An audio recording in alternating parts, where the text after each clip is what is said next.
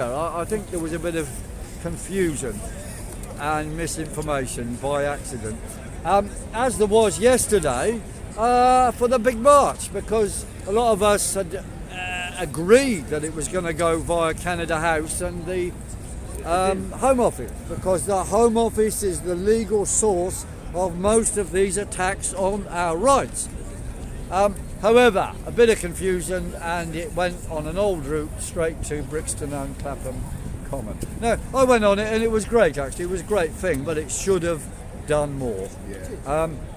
And I've talked to people involved, because I was partly involved but not involved enough, and said, look, next one we're going to have a proper larger committee involving people from outside London, because they come a hell of a long way, expect certain things, and they're disappointed. I mean, I met a guy yesterday from Scunthorpe. He spent £100 to be there, and he hadn't intended just to march to Brixton. He wanted to, make a legal, political point about, the rights outside the Home Office. See the sights. Yeah.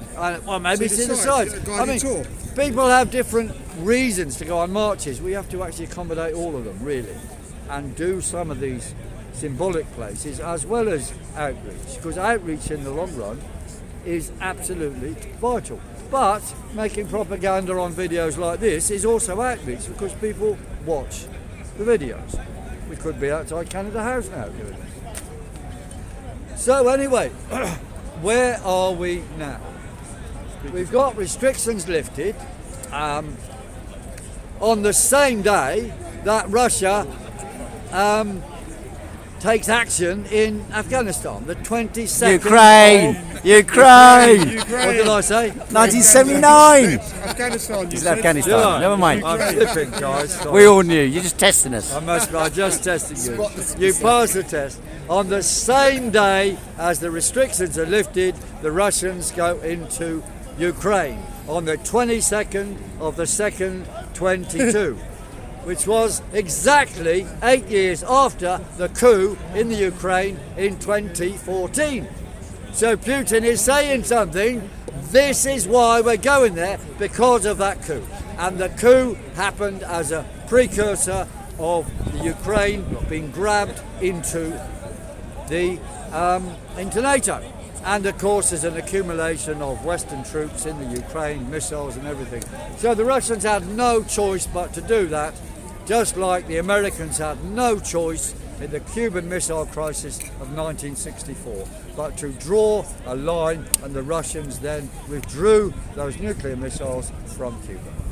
I mean, it was inevitable what happened, and of course the West could have avoided it by saying, as I'm sure Heiko's already said, that all they have to do was agree Ukraine will not be part of NATO, and if they're intelligent, also have a discussion with the Russians about removing all the missiles, both sides of the border in East Europe.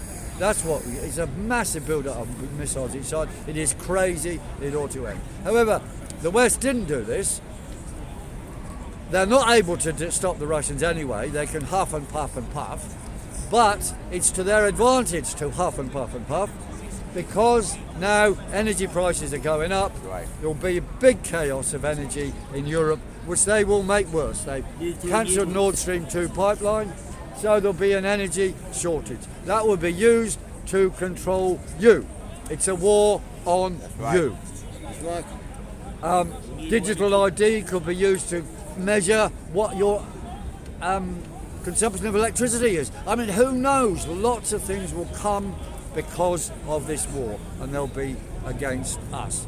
So I think now the most important thing is to think about what we're doing next in Britain and around the world, because we've got restrictions loosened, but some countries, there's a really big struggle going on. Canada, we have to solidarise with them. That is fantastic. But in this country, there's really two things to deal with.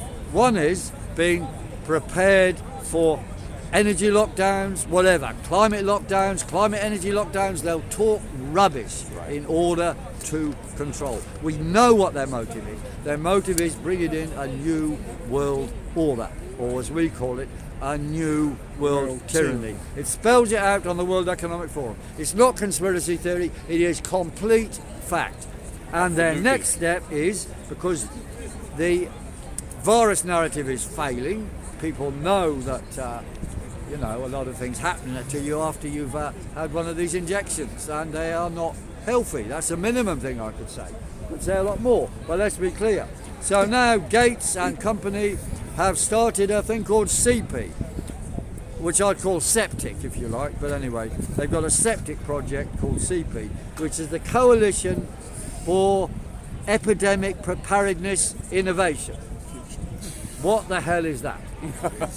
What it means is it's a climate fake pandemic preparedness. Greta Thunderbird announces that there's going to be more and more epidemics because of climate change.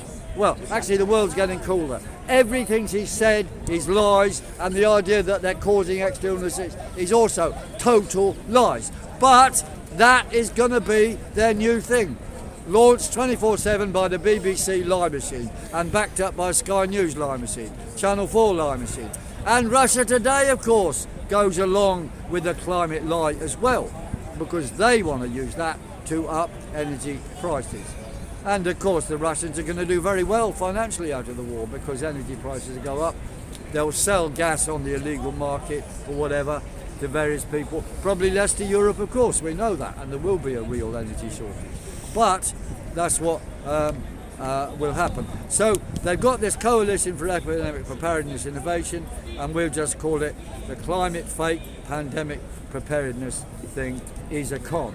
Now, there's going to be some meeting of this thing in early March, and there's also going to be another Extinction Rebellion and local council rallies of nonsense in April. So we have to actually prepare to do action on these things. In fact, find actual actions and get people to understand what this climate fake pandemic is all about and be ready. Otherwise, we've got to press on with everything we've been saying about rights. Yesterday, there was a rally outside the Home Office and in Parliament Square and in Canada House, saying that all these attacks on rights now, the so-called, well, there's the the Nationalities and Borders and Citizens Bill, the police attacks on our rights, the anti-human rights bill, as I call it, which is a so-called new bill to give us a new bill of rights. It's a new bill to take away our rights. Now, these things all come from the new world tyranny, and we have to be very clear, and we're going to argue with people around the country on this. It is about attacks on all our rights. And the Labour Party, Labour left especially, are busy parading even today in Parliament Square or around there, saying it's a racist attack. Well, it may be as to an extent, but the key thing is it's an attack on all our rights. To label it as a racist business is just to marginalise it and spend your time just mobilising ethnic groups. Well, we have to mobilise ethnic groups, but it's an attack on everybody's rights, and what they're doing is actually playing into the new world tyranny by making this diversionary campaign. They should have been yesterday with all those standing against what's coming out of the Home Office. We'll be organising more events and calling on everybody to have a real united campaign to defend all our rights and break the new world tyranny. In fact, I think we chant that. Break the new world tyranny. Break the new world tyranny. Break the new world tyranny. And perhaps I'll end there with our favourite chant.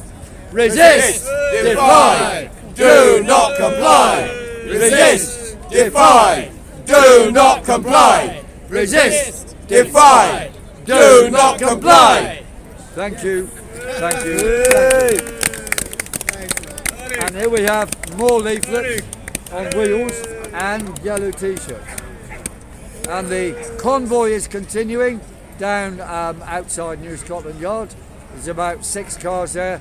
Some people from Scotland came over the weekend, and they're having a big, I don't know, a Boris party at 7 o'clock. I don't know what that means. But Boris is a boozer party, I don't know. But 7 o'clock down there, it sounds it's going to be fun. Good knees up. Okay, thanks very Good much. knees up. That's it.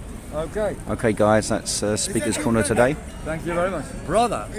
No, his brother's Jeremy Corbyn. Ladies and gentlemen.